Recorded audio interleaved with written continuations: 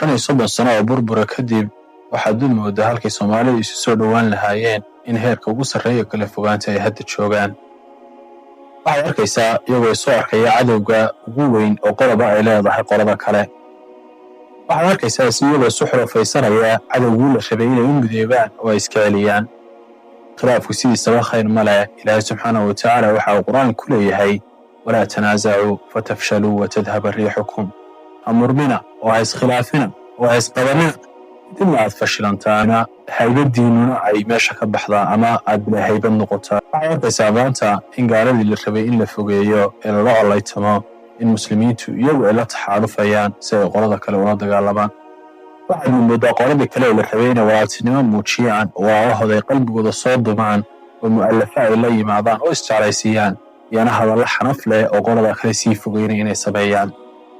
rabtii rabbi subxaanahu wa tacaala inooma qarin dhagarta yuhuudda oo qof kastoo caqli leh oo aan caadifad ku shaqaynayn waa garanayaan in yuhuuddu ay cadow tahay.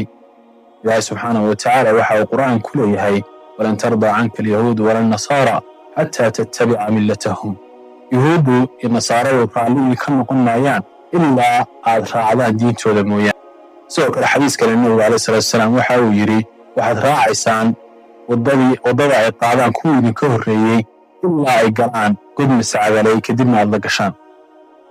rabbi subxaanahu wa tacaala suuratu lmumtaxina bilowgeeda waxa uu ku leeyahay yaa ayuha aladiina aamanuu laa tattakhiduu caduwii wa caduwakum awliyaa'a tulquuna ilayhim bilmawadda.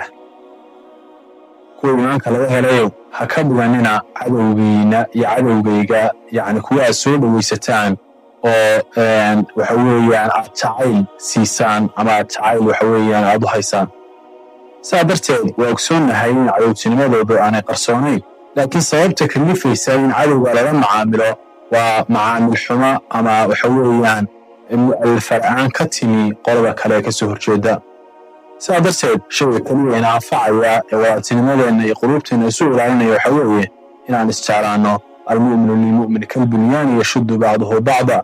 mu'minku mu'minka kale sida kale wuxuu u yahay dhismo oo kale qaybo qaybta kale ay adkaynayso.